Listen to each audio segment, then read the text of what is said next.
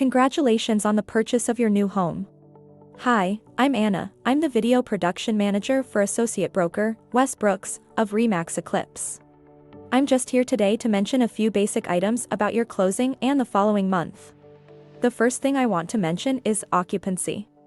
You may have immediate occupancy, or the seller may have negotiated a specific time to remain in the home after the closing. It could be a week, or it may be a month. Prior to the closing, the buyer should do a final walkthrough within 48 hours of the closing, regardless of if the buyer has immediate occupancy or not.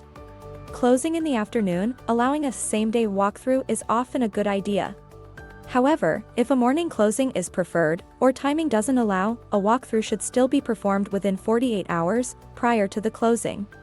Walkthroughs are not required, however the state of Michigan mandates that the buyer has the right to view a property before a closing, and once the buyer closes, the buyer owns the home as is. During this same timeline, the buyer will receive their settlement statement from the title company.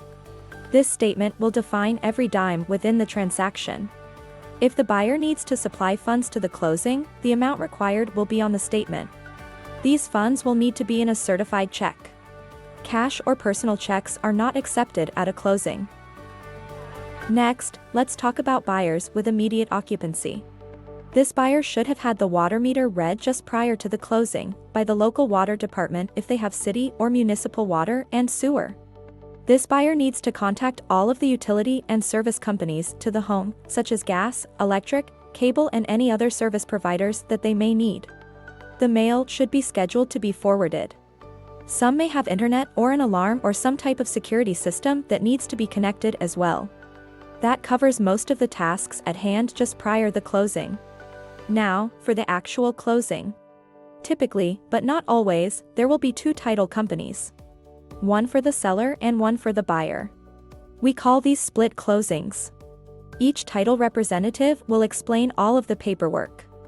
The buyer receives the keys at the closing once the papers are all signed and the transaction has funded. If for any reason the funding doesn't complete prior to the end of the closing may be placed in escrow until funding is complete. Unfortunately, the keys are not supplied to the buyer until the funding is complete. It may just take an extra few minutes, an hour, or more. However, all wired funds go through the Federal Exchange and neither the lender or title company have any control over their schedule. In the case of a cash purchase, there will only be one title company.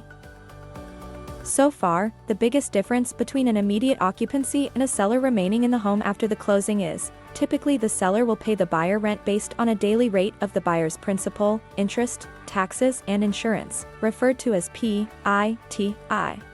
And utilities remain in the seller's name until occupancy is granted. There will be an escrow held from the seller to cover the rent. Also, if the seller retains occupancy, there will be a key exchange at the time occupancy is granted, with a key exchange form that will need to be signed by all parties and supplied to the title company, in order for any occupancy escrow to be paid out. After the closing, the buyer needs to file with the local municipality for their homestead status. This just means that the buyer must visit the local city or township hall to record their purchase and their homestead for property tax purposes, which reduces the property tax by approximately 30 to 40%, depending on the community. The buyer has 45 days to do this after the closing, or pay a fine of $5 a day, up to $200. So, it's important to get this done. Wes and I would like to thank you for watching our video today. We hope it helps with the understanding of how to prepare and complete a real estate closing for a buyer. Keep in mind, not all transactions are the same. Unique questions or situations may come up with any transaction. Of course, Wes is always happy to answer any additional questions that you may have. Be sure to check out our YouTube network at FindingNewNeighbors for the many real estate videos that we have. You can contact associate broker, Wes Brooks by email at findingnewNeighbors@yahoo.com or by texting or calling 248-701-7660. So, let's get started at Finding New Neighbors.